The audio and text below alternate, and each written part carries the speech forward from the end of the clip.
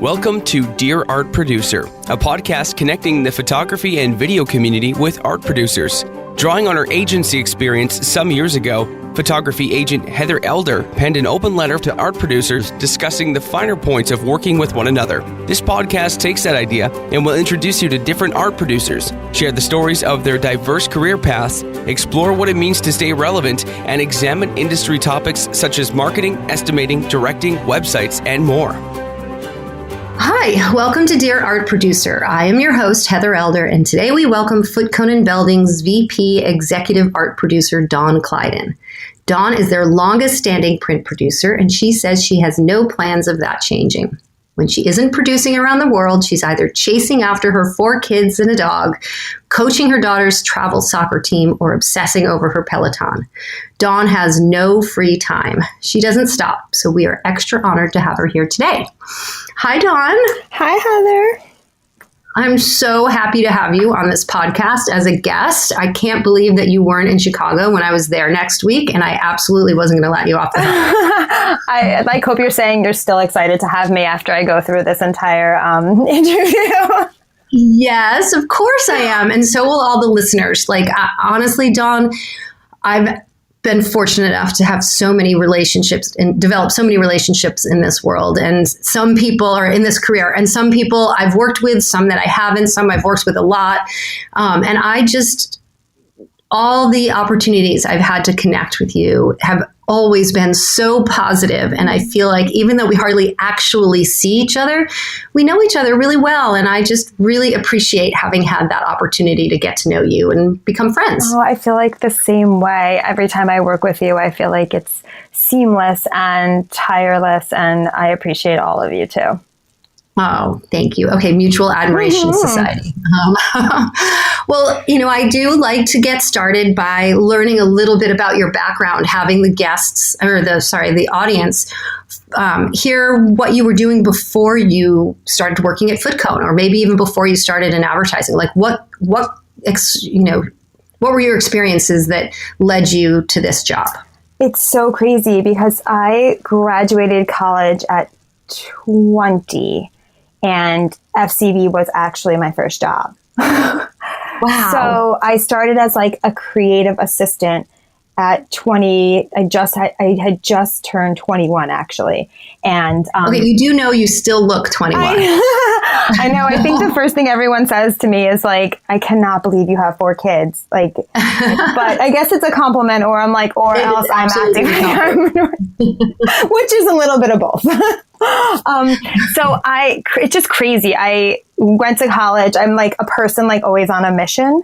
Like I set goals for myself, and I'm kind of like relentless. And I'm like the hardest working hustler. Like for me, I just like am constantly going. So when I graduated college, I was on like a mission to like get a job in something creative, do something that like taps into like all things that I'm good at, like dealing with people, being creative, solving problems, like working where you're not just like sitting all day in front of a computer. I'm definitely like a hands-on person. I love people. I love collaboration. So I had no idea what I really wanted to do at 21, to be honest. Like there was just so many different things and opportunities that so many kids don't have any idea.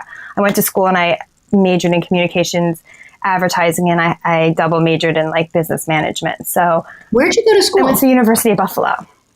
Well, that's so funny because it's literally my major. What I exactly did that. And you take all these classes and you're getting like a 4.0, and it's like easy things, and you're like, but I still have no idea what I'm going to do with this. Like, right. it really is like so scary. But I moved to New York because that's where I'm from. I'm from Brooklyn, and I got an apartment. I lived with my aunt for a couple of months, and I started interviewing, and FCB and BBDO I interviewed at, both of them. They both offered me a job.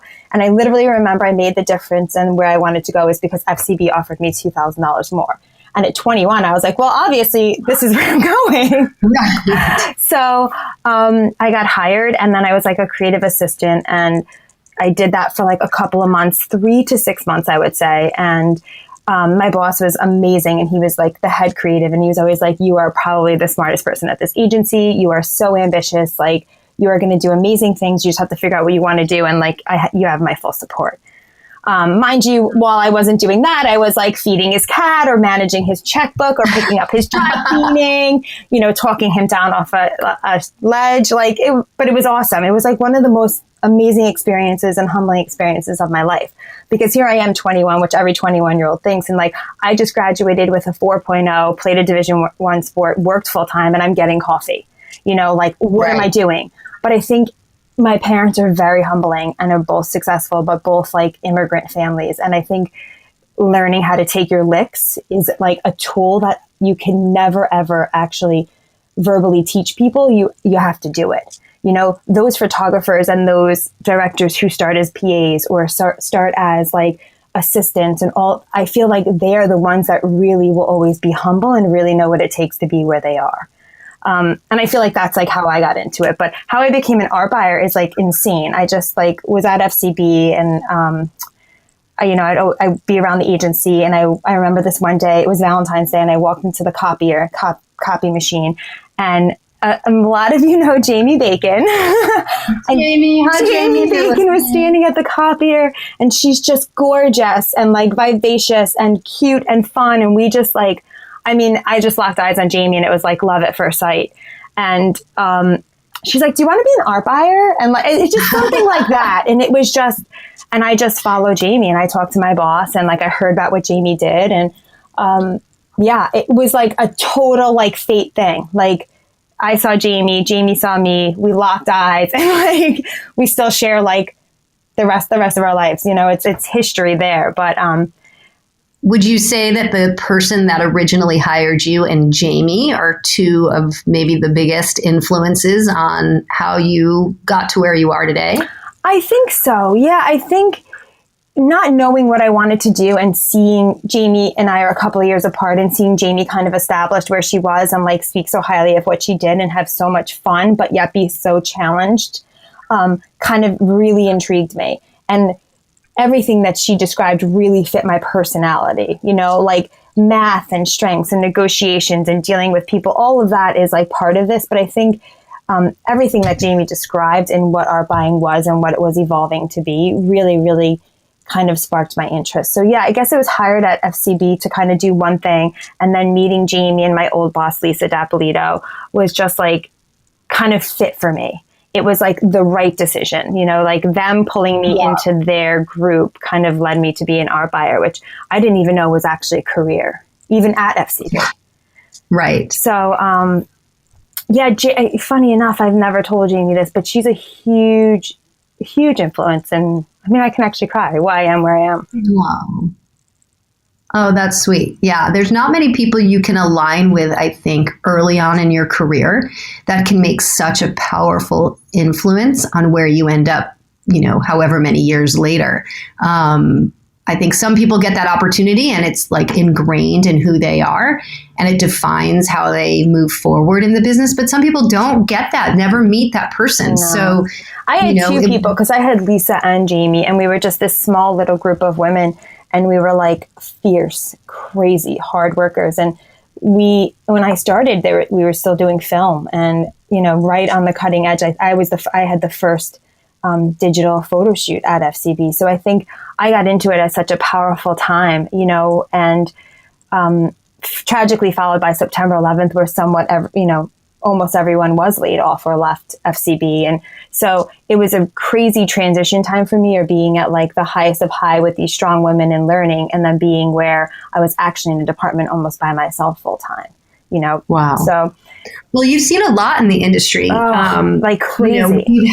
Oh my gosh. And we've had so many changes. I was having a conversation with a photographer today just about, it's an old conversation, the idea of how much the industry is changing. But the new part of the conversation is, how do you stay relevant in this industry? So maybe talk to us a little bit about what are some of the changes you've seen and how, your agency, the brands you work for is trying to stay relevant, the photographers that you meet with, what are they doing? I know that's I feel like it's a podcast all on its own and a really big question, but maybe start with some of the changes you've seen. Well, I feel like when moving from film to digital, everything changes. What you can get in a day, what you can ask of people in a day, what you can accomplish in a day, all of those things kind of took a huge shift. when you're talking about doing a film shoot versus a digital shoot versus people having instant gratification of what they want or what they don't want, that was like such a crazy, and I only did, I would say, like half a dozen film shoots before everything. I never went back. So I would think from that moment to now, just how photography for me seemed so much, I don't want to say simpler, but like the way people have evolved and what people can do through a camera lens is mind blowing. You can look at 20 different photographers to 3,000 different photographers, and each one just sees something different through a camera lens. And especially based on the camera that they use, based on the way they light something, based on like their actual own vision of what they want to highlight in each image. So how it's evolved, I think people have evolved, and people have, I guess, like in any industry, like I think we're more bringing ourselves and our personality into our work. And it's, and I don't know if I'm answering your question correctly or like what everybody else feels, but I feel like, I think that's what you're touching on feeds into so much of what's going on in the industry, right? You're talking about how there's so many different ways to perceive a situation, and there's people who are using a camera to do that. And they're drawing from their own experiences in life and kind of imprinting that on the work that they create. I would add to that there are so many more photographers who are doing that. So it's incredibly competitive on top of all of that. It's crazy, Heather. The links I get a day, the emails I get a day, the wonderful people I get to meet a day and never ever get to even bid or work with them is mind blowing. And it's kind of like, it's disheartening because there's so many talented people, and sometimes it's one break and that's all you need. And honestly, sometimes you just don't get that break for whatever the case is. And it's insane. I always tell photographers, and I've talked a lot about this, to get to the final three, you have no idea what I have done on my end to even get those 3 links approved. Share some of that. We'd be interested to know. So it's a crazy process, and every art producer will tell you it starts at concepting, and you go into, you get, account and creative without producers work with clients to say how they want to portray their image or their concept or their their tagline, or and it starts with like 6 concepts. 2 could be CGI, 1 could be illustration, 2 could be photography, and it's tested over months and months and months with doctors and clients and panels, and to even get to a concept that's photography now sometimes is months in the making. Yeah, so that's something I'm going to ask you to push pause for a second, because that's really interesting to make sure it's clear with the audience. Like, we used to have 100% of your attention before, right? I would send you emails or get you to think about my photographers because you were solving problems or the challenges of your clients with photography. Now, what you're saying here is that there's so much concepting involved, and at one point, photography might not be the answer. Oh, at a lot of points. Yeah. Yeah. Yeah. I'll be holding people's time or sending art, links proactively. And then the concept goes away. And then you have all these photographers calling you and saying what happened. And you're like, the job literally just went another direction. And it's crazy because I can imagine hearing that on the other end. It's like, oh, they're not telling me, or they like someone else. I mean, this is literally what's happening. Like right now, I'm pending a job waiting between a CGI and a photography landscape. It's going back into testing, and I'm already thinking about what photographers I need to put in, but also thinking about what CG houses will be capable of this. And we're simultaneously on parallel paths, almost producing one job because timelines and budgets, and it's to even get to a photo and to even get to a bidding stage and to even get to these phone calls, it could be on our end months of work. So when you're talking to these CG houses and you're kind of following these parallel paths between photography and CG, is it 2 different concepts, or is it the same concept that you're thinking about? The solution could either be photography. It's usually or 2 different concepts.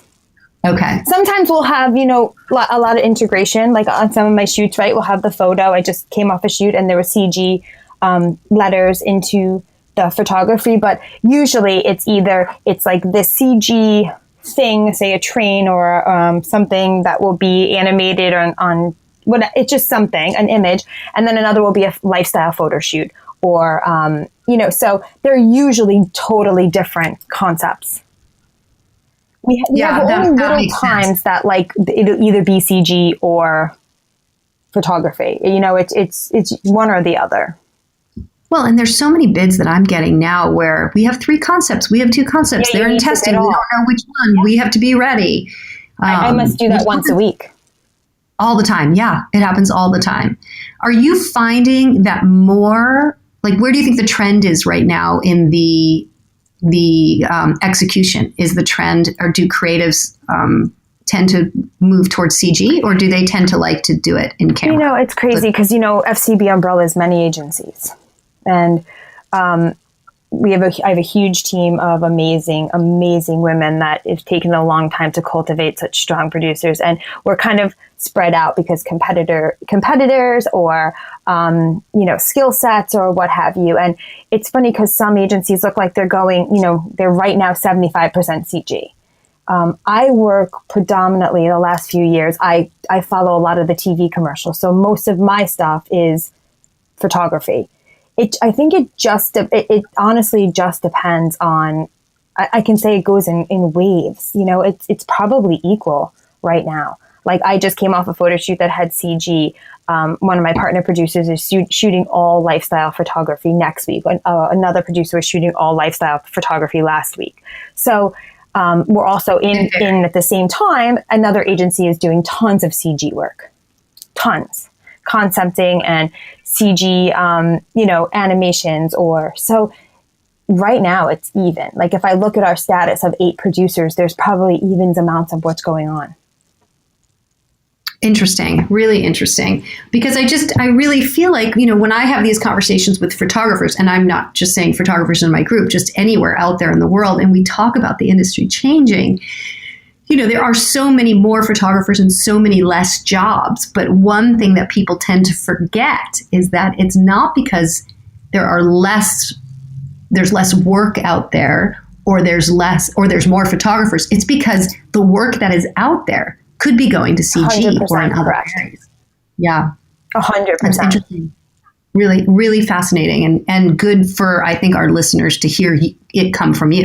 And it's always like, even when, you and I have done this many times, and there's a lot of times I call you and I happily award jobs, and a lot of times I have to call and say it went somewhere else. And I think a photographer's first reaction, or a lot of photographers, not all of them, will be like, what could I have done? Could I have done anything? What was and my answer is usually no.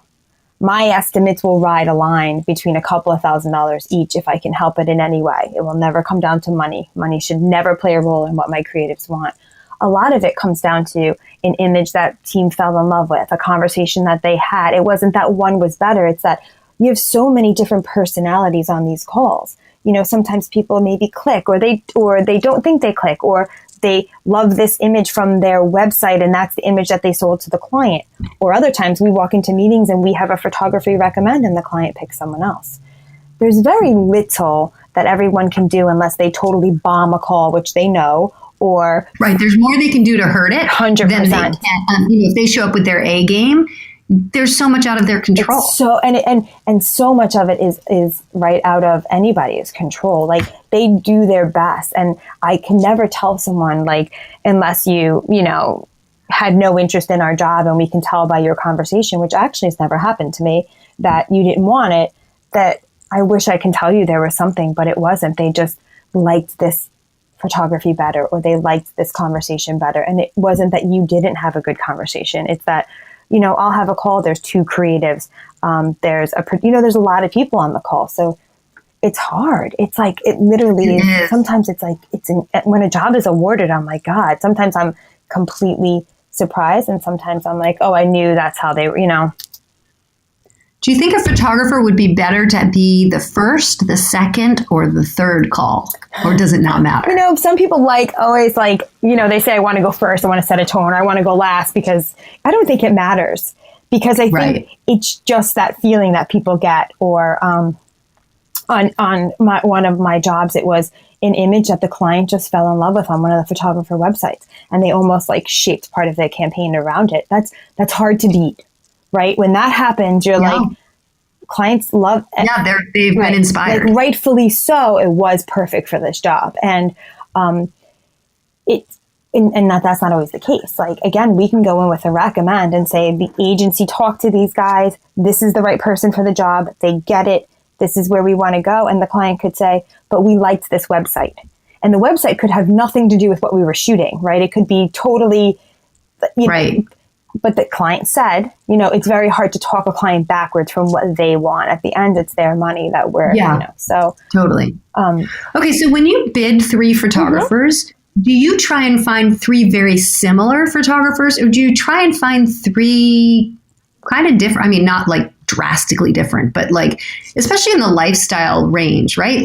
There's such a big spectrum for lifestyle photography. So, and it's probably project dependent, but I think our listeners who, are a lot of them who are photographers would be interested in hearing the answer to that. I think it's very project dependent. When I am brought into it, I'm brought into it usually when the concept is awarded and decided on. So I'll get the concepts and I'll look at them. And then based on the concepts, I will recommend. And it's not necessarily people that have similar styles. They have to still shoot somewhat of the same thing.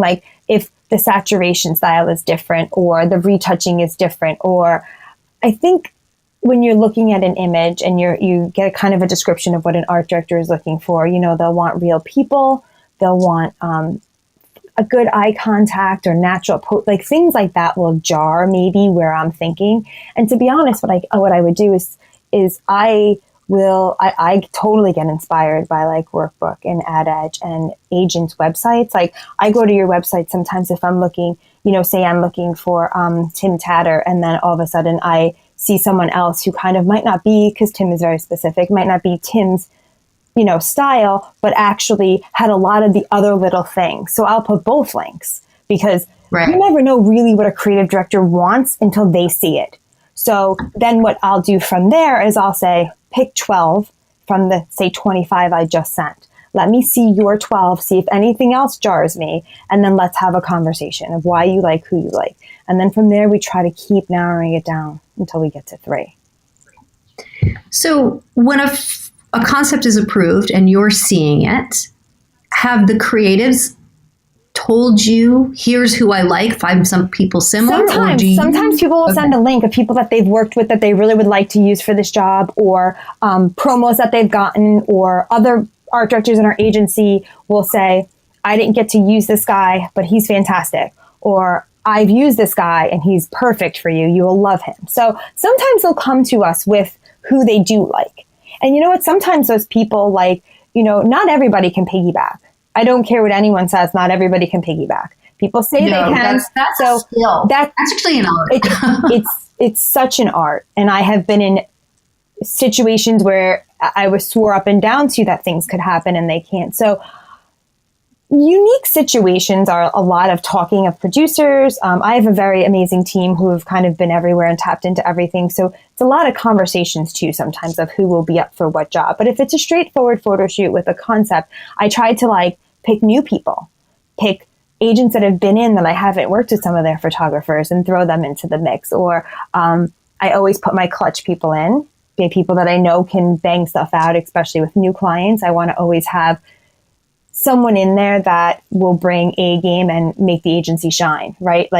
We're still, when you're working with new people, people still will ask me on every call, do you know this photographer? Have you worked with this photographer? Has anyone you known worked with this photographer?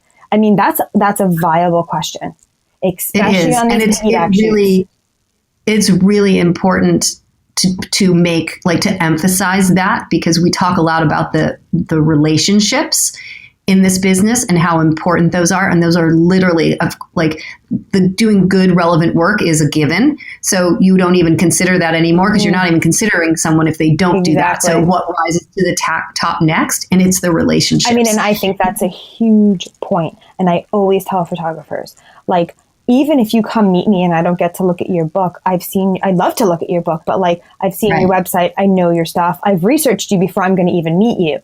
What is so important to me is that when an art director asks me on the phone, do you know this person? I can say, yes, I've had lunch with them. They're lovely. They're kind. They get what we do. I think their personality would be a great mix for this job. It's also an argument for why having a rep is important, right? At the right time of your career. Right? Because if you don't know the photographer, but you know me, you can say, it is amazing. Rep. It's amazing. Honestly, if you have a rep like yourself, and I'm not just saying this because I think what you and Marianne and what not many people do is you hustle, right? Your hustle is not just important for like putting you in my face all the time, being like, oh shit, Heather's in town or Heather's in New York. Like, oh, maybe I could be there that week. I think it's like sometimes I get in a pinch and I'm like, oh God, what photographer can do this? And how, like, I'll go to those websites first before I open a workbook, before I like ask somebody else. I'm like, my trust in you leads me to trust in your people. So it's, I mean, Andy Anderson says all the time, that I carry his karma. Well, right? Yeah. The idea that I'm out there in front of him. I mean, he's at a different point of his career, obviously, than a photographer. You wouldn't know. But that is an important part of it, to be this partnership, so that if you don't know someone, but you know their name or you know their work, the rep could be that legitimizing force. Well, and I think it's got to be, I mean, I know you tell me, but like to be someone's agent and to represent someone is somewhat like a marriage in its own. Absolutely. Oh my gosh. Your livelihood depends on each other. Your well-being, your sometimes state of mind, your stress, like you kind of are taking two totally individual separate lives and merging them together for like the benefit of both of you. And it's a constant, I'm sure, chess game, but it's like you said, if art buyers, if producers, if people know this agent and know the kind of human that this agent is, it really does lend you to trust who that they would bring into their marriage, right? Like you're not going to sign just anyone because they're a good photographer. Like that's a given, right? Those good photographers are out there. When you invite someone into your people, into our family, you say your people are your home. So when you invite people into your home, it's someone that you trust. You have kids, you have a family, you're trying to uphold the best career in life that you can without sacrificing your integrity, right? So absolutely, having trust in you and those amazing reps that I've been so fortunate to meet throughout the years. And you touched on this, like I have friends that are photographers and producers that I've been friends with for 10 to 15 years, that I've met through this industry, that I will keep for the rest of my life, that inspire me, that are there when I'm crying because my kids are crazy or travel is too much or I don't want to get on another plane. Like these are actually the people that I call. I love my friends and my family dearly, but these people that are in it with us, like in this on this crazy train, like they're friends for life. Yeah. I mean, look at your reaction when we started talking about Jamie Bacon, right? That's my girl. Yeah. And I met Jamie, I was 22 years old. And no, but it's true. You have those moments. I started out as a rep and I thought no one was going to like me because I was the annoying salesperson that showed up. And my dearest, bestest friends are in this industry. The one at the very top being Marianne Campbell, who is in theory a competitor, but she's still my best friend. And, down the line, other art producers and reps and creatives that I've, gotten to know over the years. It's a very special career path, or a benefit of that career path. Right. I mean, that's the benefit, right? I think on your end and my end, it's different, right? I'm agency. Like it's totally different for me, and for you guys and photographers, it's so vulnerable. And I know so many photographers feel like it could be taken away. Like you're high, you're high, you're high, and for how long can it be? So it's a constant, like you said, evolution. I think constantly staying abreast of trends and constantly honing on your own craft, right? Like styles are always going to go in and out. I think what each individual photographer brings to the table is not only their work, but their humanity, their kindness, their collaborative spirit, their willingness to, like, I work in pharma. I know that some of these images hurt you to shoot. Like, I know these aren't the best angles and this is not the best image. But what we are allowed to show and what we can show cannot have the knee down skin or the whatever. So a lot of this is humbling, and a lot of what I'm shooting takes special people. And when I'm meeting photographers and when I'm looking at books, I see the most amazing and gorgeous books that I can't believe I can't even take an iPhone picture. I mean, I'm being completely honest. I've been doing this for so long and I'm like, still have my finger still in the picture. You can estimate an iPhone picture. I sure can. I have a lot of times a video. If Kanye can do it, I can. That's the quote. But yeah, I just think that the people behind the camera is why it evolves. The people who are ambitious, who are never willing to like settle on having an amazing career or not having a career yet. Those people who are constantly honing their craft and hungry. I think hungry is what makes it work. Would you say that those are the people who are your go-to people? Because you referred to that earlier about when you were choosing photographers to share with your creatives. Mm-hmm. You say, you start with your go-tos, the dependable ones, especially if it's a new client. Like, are those values that you just described what those photographers I think about a go-to person is a photographer, man or woman, that you can put in front of any client or any team, and they just make it work. Whether they're swallowing their tongue, whether they're smiling, whether they're cursing at us under their breath, whether they're agreeing what we're saying or not, they take our images and make them sing, and they're collaborative and they're understanding and they're modest and humbling. And I think those people that when you're sitting in status meetings and you hear another team member say, I just worked with, I'm going to use Tim again because I already used him, Tim Tatter, and he's lovely and kind and will do whatever it takes and so wicked smart. Or I worked with Chris Crisman and I always want to work with Chris. I have people that I count on. So like, this is a new client. I'm going to send you 10 of these most amazing new photographers that I've seen. And somehow within there's always those people, especially if it's like a piggyback, that these are the people that I know if we need another person or we need a solid suggestion to a client or a team, like that's them. And a lot of those people are what they bring to the table for me and for our agency is not only, amazing work, but they bring themselves. Yeah, gosh, you're saying so many important things here, and you're making me remember our end of year report I did for our photographers years ago, like when people were moving away from that hero single image mm-hmm. to libraries. And I remember having this conversation with them saying, a lot of people can shoot libraries. There are a lot of photographers out there that can do this. So it's no longer about that one single image that you have to create that you've been pretty much resting on your entire career. Not resting. I mean, obviously they're working hard, but it's been able to speak for itself.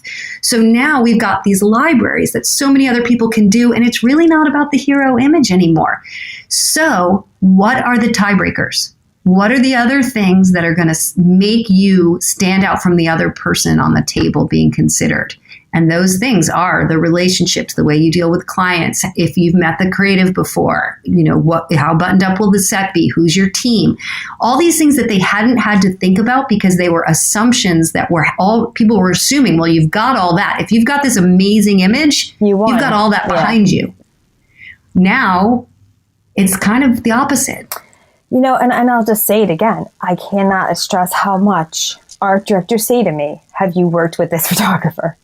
Especially me. I mean, I've been at FCB 19 years. Like I carry a lot that goes on, and I have a lot of experience, and I've definitely got a lot of things under my belt and pride myself on doing everything to the best of my ability. And I will get calls and emails and conversations from not just within my team, from other art buyers, from other agencies.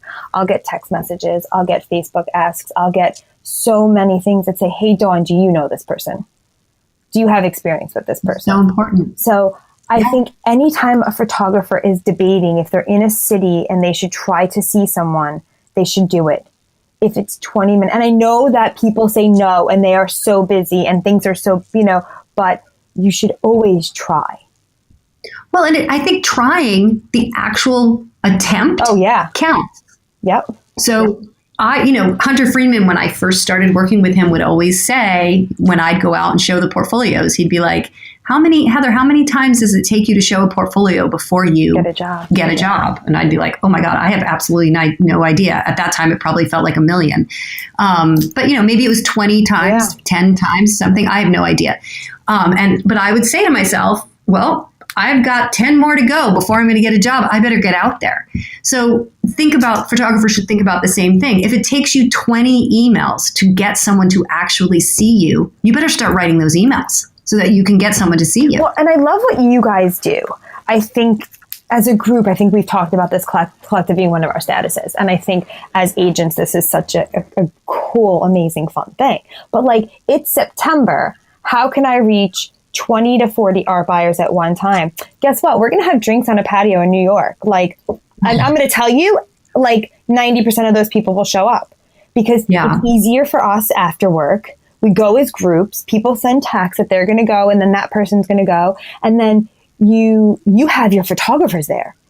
I went to dinner with Marianne, and I met Sean Fenn for the first time. I've been him before. I've talked to him before. I've never met him. Matthew Trille was there.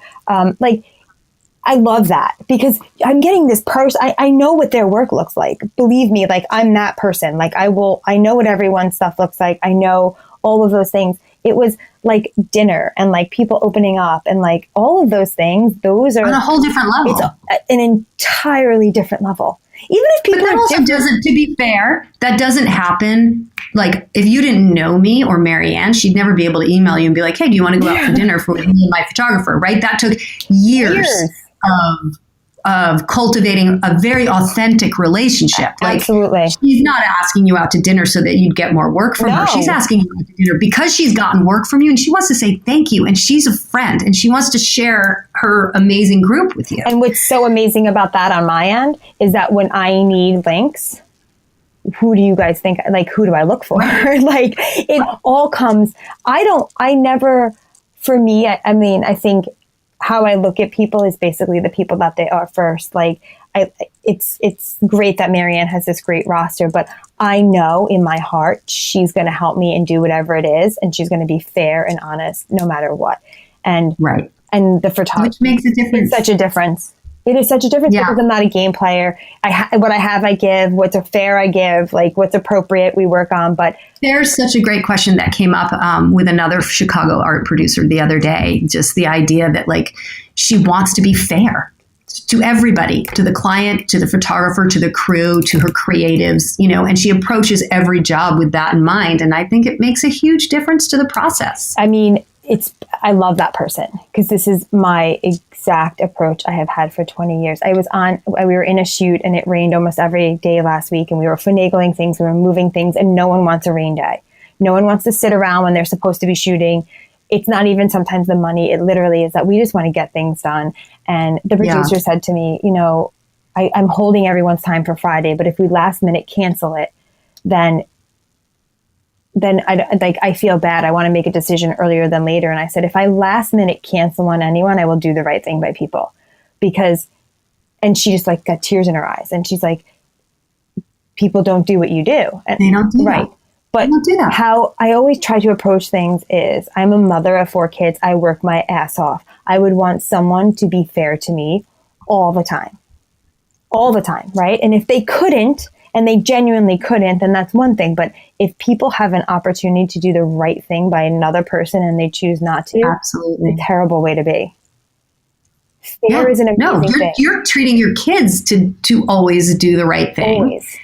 Always. And why wouldn't you have that same approach in business? you're right. You want to get the client the best they can for the money that they're given. You want to give the photographer the money that you know he deserves, that he's working his ass off for. You want to treat every single person on that crew, the person that moves the vans to the person lighting, the exact respect and like dignity that they deserve. That goes such a long way in this industry, because you want to know what that person changing the light at some point will probably be the person taking the pictures for you. And it all comes back around. Dawn, I don't want to, I don't even want the conversation to stop. We've gone through like half the stuff I wanted to talk about. But before we do end, can we talk a little bit about estimating? Sure. Because I think you're going to have such great insights for people about the process, what works, what doesn't, what drives you crazy, what people don't realize about estimating. What can you share with us about the process of estimating that would be helpful, even for other art producers to hear? You guys have FootCones has these bid forms, which every time we get one, we cringe, but then we're so happy once they're filled out because they're so easy because they're done. So talk to us a little bit about what all that means at FootCone. The estimating process with photographers and how that, like the behind the scenes. What's that process like? Pardon? Like the behind the scenes estimate. Yeah. So a lot of times, we will kind of give ballparks going into concepting. Like, hey, Dawn, we want to shoot this amount of stuff. We think it's going to be this many talent. Can you give us a ballpark range? Ballparks are tricky because you never want to go so low that the client thinks that it's going to cost, say, $50,000. You never want to go so high that the client doesn't want to do the shoot. Ballparking is an art that every day we are finessing. I'm asked for ballparks constantly. My boss, Sandra, and I just had this fantastic call about it, and we keep picking each other's brain and keep working on standards and processes for the group, right? We want to set standards that throughout the industry create a healthy working environment for photographers as well as clients. So we do start with ballparks most of the time. Sometimes we don't, and sometimes it's just, hey, we want a 3-day shoot with these photographers or whatever. So estimating starts with a ballpark usually, and we create ballparks, and then we start concepting, and then we get the concept, and the concept could have totally changed from the ballpark. So that's one catch. But on our end, when we start estimating, there's a long process to it. Like at FCB, we have these beautiful, vendor bid forms that we send out, as well as spec sheets, and we're very, very organized, and we're very buttoned up, and we want to create a standard. So appreciate that. Everybody emails me. They're like, this is the most organized I've ever seen anybody be. Like, I want to put everything, I want to regurgitate everything into like my Bible that I will refer to throughout my entire shoot. So this spec sheet keeps me, you, and the photographer honest and compliant with each other. We all know what we're bidding on. We all know what we're getting into. If things derive or change from this spec sheet, estimates change. So that's the beginning of how I start estimating. Takes me days sometimes to make these spec sheets. I put visuals, I put shot lists, I put usages, I put deliverables, I put timelines, everything. So that alone right there is a couple of, days for me to go through the process.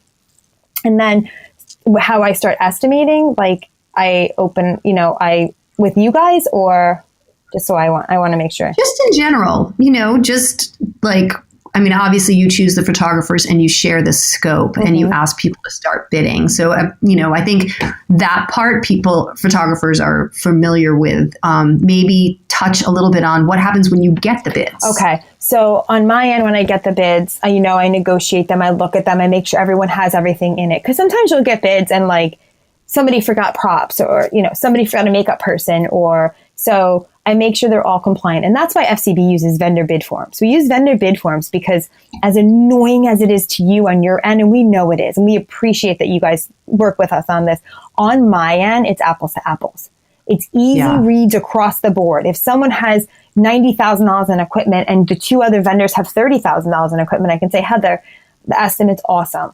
We need to talk about equipment, because if this is how it stays, it's going to sway your entire estimate the wrong way. How can we revise this as a team to make sure that you're not overbidding on equipment? So we have a very, very dialed down process at FCB, and we have a lot of producers there, and we've created systems so that it stays simple as simple as can be on our end. So we get all these bids in, I'm negotiating, I make sure everything's included, I'm making sure no one's fees are crazy high, no one's fees are crazy low, no one is putting things in that I don't think is necessary. You know, there's no helicopter in there when we don't need one, or a drone, which everybody loves to add. So once I get those, I kind of, you know, that could be, I mean, we just did this with Andy bidding on one of my jobs. I think we did 4 estimates for 3 photographers. So that's 12 estimates on my end that I've gathered now and negotiated. Once I come to a final where you guys are happy and I'm happy, I take them and I put them into an agency estimate. The agency estimate side by side, line items, everything, and sends it to my team with the description from the spec sheet of what the photo shoot will entail. And then from there, we talk about money, and then we talk about what we're getting and who we like and what we think, and if it's too much for the client, how do we want to present it? So it's a lot of conversations. My goal in these estimates is to get the estimates to such a good place that people aren't saying, why is this photographer $50,000 more than this photographer? I want it. And if they are, there's a good reason. Exactly. That is, and also, some people don't compromise on fees. I can give you the opportunity and you can stay where you stand, and I respect you for it, but I'm going to tell you that you're $50,000 more than the other 2 bidders. It's up to you how you want to approach that. But, you know, that's a hard sell, you know, unless this is the photographer that they are dying to use and they have that money. It's not usually the case, right? Like, I have these other 2 good photographers that are, and again, it goes back to, it's still fair. I'm never going to ask someone not to be fair unless I'm calling you and saying, hey, Heather, I need a favor. I don't have the money. I need Chris to shoot this for this amount of money. Would Chris be willing to do this? And that's what happens once in a blue moon. But on a normal process, it's you get these estimates to a really nice place. You walk account through it, and then you get on the phone with the client and you walk them through the numbers and what goes into each line item and what goes into those numbers. And do you share the actual estimate with the client? No, you just talk to them about what the bottom line is. One number, expenses is another number, talent, agency travel. It's all bigger line items. And then I guess it varies by client how much of the minutia they want. Some clients will say, this looks great. It's what I'm comfortable paying. Some clients will say, like, will you tell me what goes into equipment? Will you tell me what goes into fees? Will you tell, and they'll just ask simple questions like that. I feel like if you start if you start handing over estimates that people really don't know, it becomes a dialogue then about, like, well, why do you need to use a Nikon camera? Why can't you use, and it's things that, you get caught up in things that aren't really needed to have conversations about. So I know how you handle telling people that they haven't gotten the job, because I've been the recipient of that, and it's always very polite and respectful and insightful and full of information. What's your advice to people who don't share the information of maybe who got it? Like, just maybe talk a little bit about why that's so important to you, because I know it sounds crazy, but there are plenty of people out there who don't do that. Like, I'm chasing down information sometimes, or I'm just getting an email that says, hey, sorry, we went in another direction. And it just kind of falls flat on everyone, given how much time they put into it. Well, I think you hit it. For me, and how I like to handle things is, awarding a job is a great feeling, right? Like, it's great. You get to tell a photographer that this is it, they did it. But on the other end, you have to have equal as much respect for, I just drove this producer and this agent crazy. I mean, crazy for weeks. They worked on weekends, they worked late at nights, they have other things going on, and they dedicated their time to get me what I needed. The respectful thing is, before you award the job, or maybe however you do it, what I like to do is send out those emails and make those calls before I even award the job, because it's the right thing to do. To give people that respect, to know that all this work wasn't unnoticed, is very important to me. Like, it had nothing to do with what you did. It had nothing to do, it was on the table. I tried to be as thoughtful as possible. And how would I like to receive that email? And I think that's kind of how I approach most things. Like, well, and I think in the old days, and I'm not talking very old, it was relatively near future, photographers were getting more at bats. So if they lost a job here or there, it wasn't as big of a deal, because, I've got 2 more in the pipeline or something like that. Now they don't have a lot sometimes, and there's a lot riding on this, and they've put a lot of time and effort, and so have their producers, and they've written the treatment, or they've hired a writer, or, they stayed up late, they've missed a family dinner, or, whatever. And to get an email that just says, sorry, we went in another direction, while it's efficient, and the truth, it doesn't do justice to the effort. And I think it leaves the participants in the bid feeling really dejected.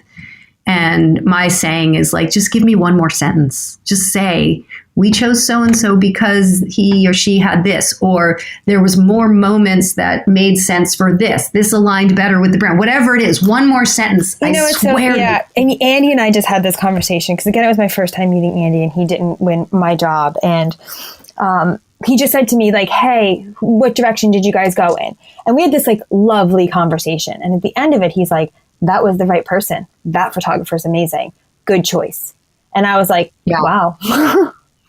Yeah. That was fucking amazing. And I know you don't want to get into that conversation on every job for two photographers that aren't getting it. But these guys and women photographers are very with it, right? They know who else is out there. They know how hard everybody's working. And they just, it falls flat on them.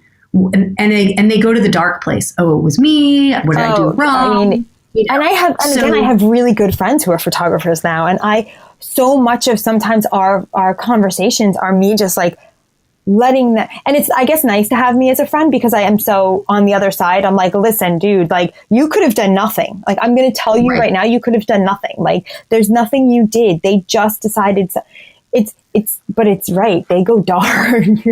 They go to the dark place. Not all of them, but I just, the more effort and time, the more you're like, whoa, I read that room wrong. Or so I just think any art producers that's listening out here, or maybe Dawn, like any person you're mentoring right now, continue that point of view that you have in it. Something that you value is sharing more insight into why someone doesn't get that call, because even another sentence makes a huge difference in what that person perceives as the end of the process, right? They've had a good process with you all along. Like, let's end it in a way that even if they lose, it's valuable information. I also think it dials back to, and I don't relate everything to being a mom because a mom is a piece of me, but like, I remember when I was younger, my parents would be like, no, because I said so. I fucking hate that. I hate it, and I never do it with my kids. And not because I'm such a grand mom or I have it all figured out, because I'm going to tell you I'm winging it half the time.